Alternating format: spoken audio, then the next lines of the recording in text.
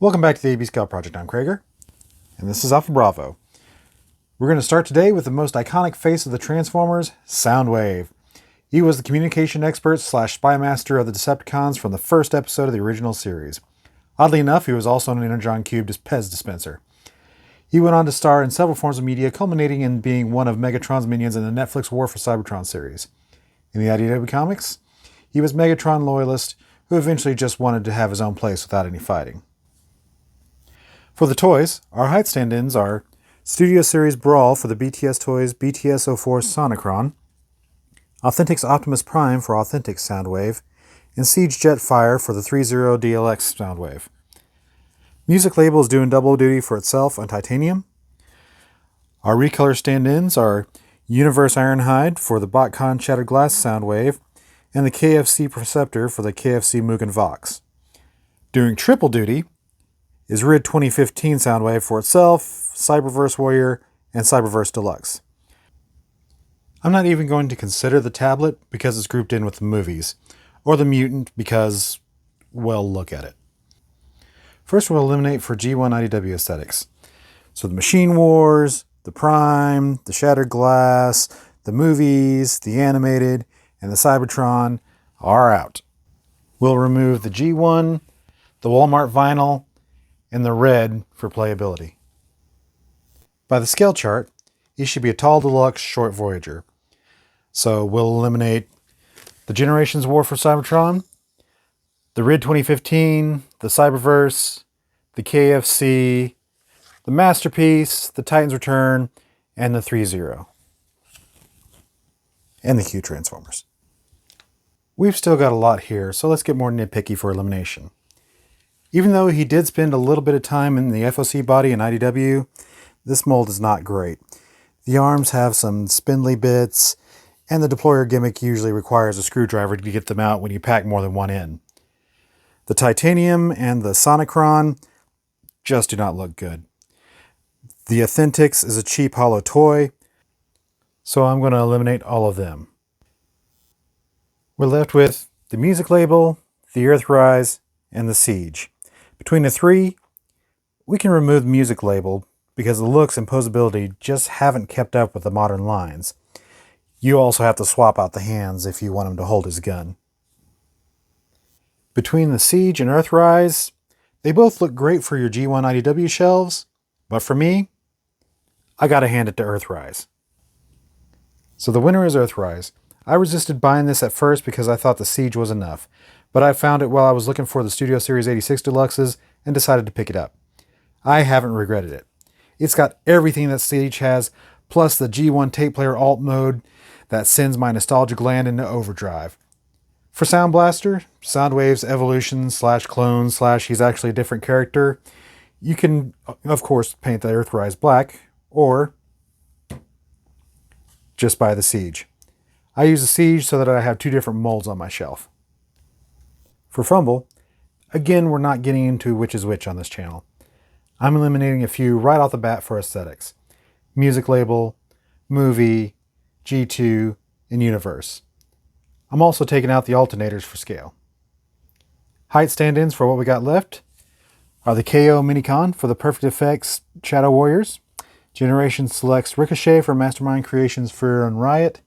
For recolor, BotCon Eject is here for the United Rumble and Frenzy. For playability, I'm removing the G1 and the Generations Fall of Cybertron. For IDW G1 appearance, I'm removing the Prime. By the scale chart, they should be 3/4 of a Scout, so I'm going to remove the MMC. I'm removing the Perfect Effect and the United because they don't have data storage alt modes. So we're left with the Titans Return, the Masterpiece, and the Siege. The TR is a little too tall, and the Siege is a little too small, so they're out. So the winner is Masterpiece. It's got the look, posability, and scale. This works for Rumble, Frenzy, and Enemy. Next we'll look at the Condor mold. Laserbeak, Buzzsaw, and Garboil. Automatic G1 IDW eliminations are Movie, BotCon, GDO, Armada, Prime, Beast Wars for Laserbeak and Buzzsaw, Booster X10, Cybertron, and Minicon Buzzsaw. As we've already seen with both Ravage and Frumble, the MMCs are MP scale, so I'm leaving them out. And finally, I don't have the Cyberverse, but it's smaller than the Siege, so it's too small. So here's what we're left with. You know, the ones that look like Condors. Anyway, we're going to eliminate the Animated and the Titan's Return for aesthetics.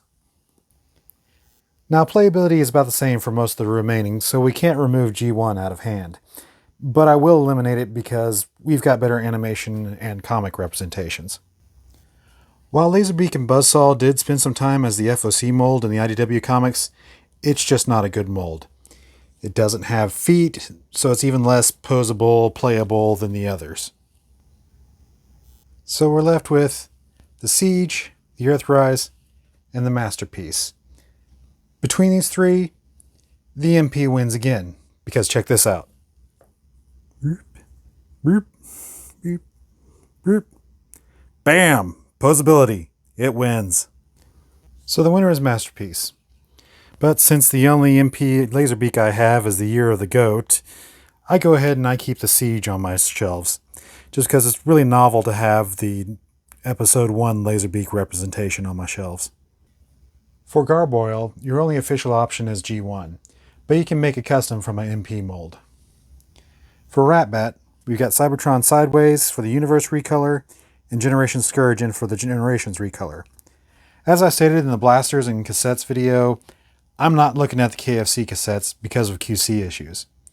If you're looking for the pre-stuffed into a cassette Senator Ratbat, I'd go with Universe. I think it's the best one between the two molds. There is an MMC version, but it's a taller than a Voyager class, so it's too tall. But all three of these will be out for the data storage version. For what we have left, I'm going to remove the Animated and the Fall of Cybertron for the IDW G1 aesthetic. I'm going to remove G1 because you have to look pretty close to see a bat face in that. We're down to the Masterpiece and the Siege. Between the two, the MP looks the best. The Siege is good for what it is, but it can't compete with the MP. So the winner is the Masterpiece. The same can also apply to his mold mate, Wing Thing. For Overkill, you've got G1, the BotCon represented by its source mold Grimlock here, and the Titan's Return. For Slugfest, sadly I don't have any Slugfest, but for him, G1 is the only official option. I'm going to eliminate the Titan's Return and the BotCon because of non-data device alt modes. So for Slugfest and Overkill, G1 is the winner. Robot Hero did make an MP scale set with each of them in it back in 2017, but I can't find them available anywhere for purchase now. So the winner remains G1. Finally, we've got Squawk Talk and Beastbox, who combine to form Squawk Box. I've got G1 here, but with KFC being out for QC, the only other one available is the upcoming Dr. Wu version. The Dr. Wu will be a Siege scale, so it will be on the small side. From the product shots, I'm guessing a smidge shorter than G1 Frumble here. From the best shot I could find of him in IDW, I'm going to say he should be a deluxe at least.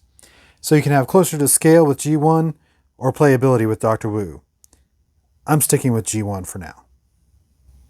The only one we haven't discussed is Flipsides, and she only had a G1, which was a recolor of Rewind here. You can do a custom of the MP Frumble here if you'd like to keep all your Decepticon humanoids in the same scale. Thanks for joining us today on the AB Scale Project. If there's a character you'd like to see, put your request in the comments below. Please like, share, subscribe, and I'll see y'all later.